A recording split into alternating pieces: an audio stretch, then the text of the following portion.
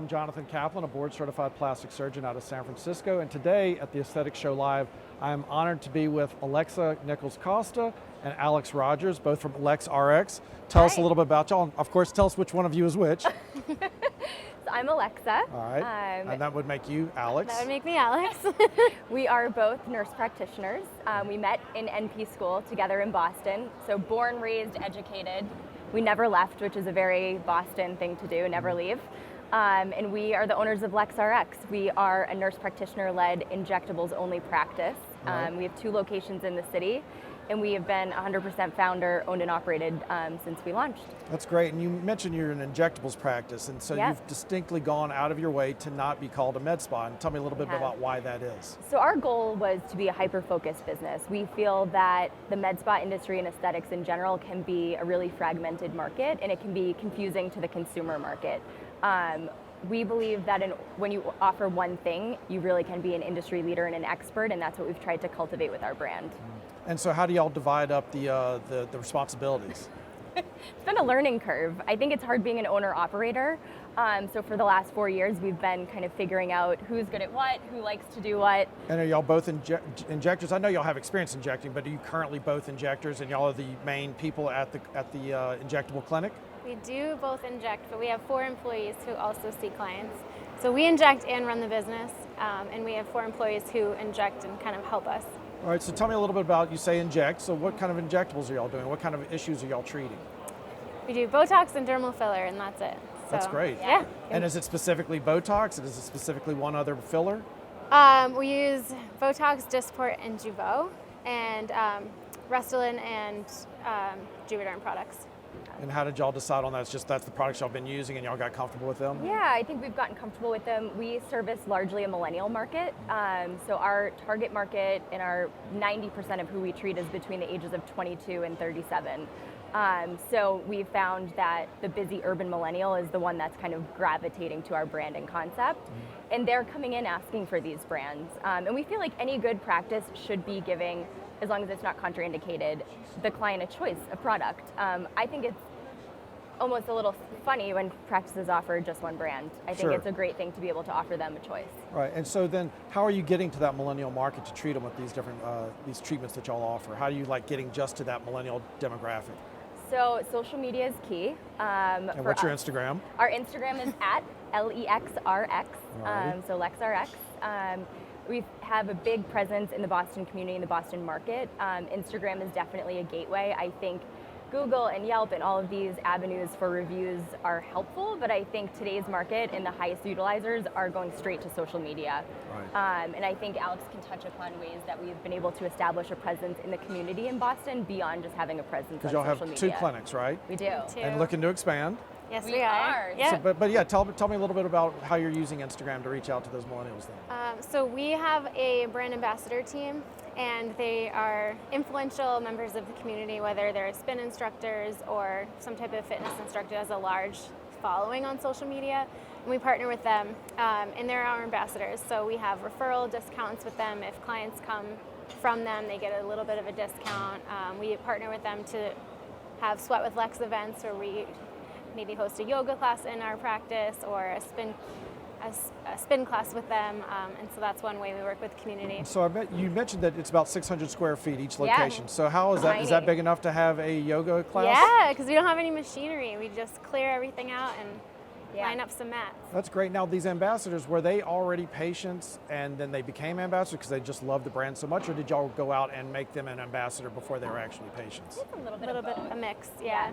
Yeah, because I mean, I always feel like that's kind of the best way to get an ambassador is it's somebody that already loves you and is like happy to promote you. Right. Yeah, and we always say to them, we want this to be an authentic sharing of our brand. We never want this to feel like a sales pitch. I think the millennial market sees right through that. I think gone are the days of paying for magazine pages and sponsored ads and, God forbid, like a radio ad. Yeah. Those don't appeal to those that are using our and products. none of those traditional marketers want to hear that, but it is the truth. It's the truth. It's the truth. I think the way to get them is through an authentic voice and authentic audience. Are y'all doing any paid posts on Instagram? Once in a while we will promote a post. We were recently named Best of Boston by Boston Magazine. Nice, congratulations. So we did kind of pump that on Instagram because we're super proud of it. Absolutely, as you should be. Thank you. And then when we hired additional injectors for the team, we did share that. But that's like a $50 investment, not thousands Of course. to put something in a magazine. And you also can measure the analytics on that promoted post. Yeah. So have y'all stepped on any toes yet? Since you're doing that, you're that successful. Tell me about some of the haters out there. I think. And I think this is a good thing, by the way. Yeah, it is. And I think one thing we've been really good at is staying in our lane. And I think that inevitably ruffles feathers when you don't get involved in industry drama. I think aesthetics tends to, unfortunately, pull a little bit of drama and competition and copycats. But Alex and I have just worked diligently for 4 years to really focus on ourselves and our brand. But that's going to ruffle feathers, and I think that's okay. That's okay. It's actually very there's room much in the fine. market. If you're going to be providing a better product, then that's the way it should be. But Alex, tell me, y'all started a few years ago. I know the LexRx only started 2 years ago.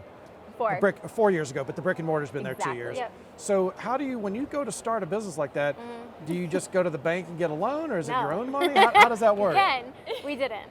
We started with 1 box of Botox 4 years ago. We each put in a couple $100 and we bought 1 box. And then with that, we bought 2 and so But you on. had to get the space first and pay the rent. Yeah. Also. So we started off at a shared medical space Okay. before we got our own space. So you're really showing how this is totally scalable and how you can grow and not have a huge layout of capital funds. Yeah. Exactly. You can grow organically in our industry. It takes a little bit of time, but in the grand scheme of things, 2 years in a brick and mortar footprint isn't that much time to scale the way that we have. I think for us, proof of location with 1 spot was really big in Boston. Proof of 2 locations was really great as well. And I think for us, our next move is going to be look at other markets in other states and find another strategic partner, nurse practitioner preferred, who will help us scale to new markets. And then are y'all like looking to go do things like Shark Tank and things like that? It's kind of. We'd never say no to it. Never say no. But I'm just saying it's kind of a savvy move because it's topical, it's free publicity, and this is something that you're not really hearing anybody else doing. I mean, I know you hear about people starting med spas and things like that, but in the way y'all are doing it, it's very savvy. I think a lot of people are doing it, but not a lot of people are investing the time to out-innovate the general public and the broader market, and that's something that we've had really great kind of eyesight on who our competition is, what does that competitive landscape look like, and how can we do it better. Right. Now, you mentioned before how you're trying to, you're delivering on results, but why, off camera you mentioned that y'all weren't necessarily doing subscriptions or memberships, and why is that? And, give me a reason why that is not what you're doing, but also why maybe you would consider that in the future, or why maybe it just doesn't fit your model at all. So Alex and I are both millennials ourselves, and that's definitely an advantage. I think we know. Which, by the way, I apologize. Millennials. What year is a millennial this? Because I feel like it changed. Who you ask. Exactly. So what is your definition we of would millennial say these days? our target market and who we're seeing 90% come through the doors. It's 22 to 37. Alrighty. For us, that's our LexRx millennial market, and we fit into that category. So we think and know what these people want when they're coming in the door. So for us, when we thought about what does someone want when they're looking into a practice, for starters, we don't like when people take credit cards. So though it's annoying when you have a no-show, it's also kind of puts a bad taste in your mouth when you go to make an appointment and they want your credit card up front. So for us, we wouldn't like that in a practice, so we don't do that at our practice. And we also are a results-driven practice, so we sell packages instead of by the unit, which allows our clients to know exactly what they're going to pay at checkout. I think it creates an odd dynamic in aesthetics when there's a change in price and you don't necessarily know what you're going to pay when you finish. Sure, and does that package of those areas that you're going to treat, does that also assume a potential return 1 week later for a touch-up? Exactly, so that's all included in our package pricing. So within 1 to 3 weeks, all of our clients come back for additional. They all come back, or they can come back? They can. We strongly encourage them to all come back for a follow-up appointment to make sure that their dosing is for not perfect. necessarily a touch-up, but just to check to make sure they're doing all right. Exactly. Okay, that's great. Yeah. And so so tell me, Alex, how did y'all come up with LexRx? Well, so we actually started off as the Lex NPs, believe it or not. Yeah, had we a thought it very was great. cheesy name. But and nobody necessarily knows what MP is. no one knew what an Exactly. NP. They called us the Lex Nips because they couldn't even figure out how to read it. So that wasn't working. So we just brainstormed and we figured Lex RX. We could keep our name, Right. but it was a little bit with our tagline, lips, lines, and lashes, more obvious what we were doing. That's great. Well, Yeah. Alexa Nicholls Costa, Alex Rogers, thank y'all so much for Thank being you with so us. much. Pleasure meeting Pleasure you to both. meet you. Pleasure meeting Nice you. to meet you. Thank y'all so much for joining us.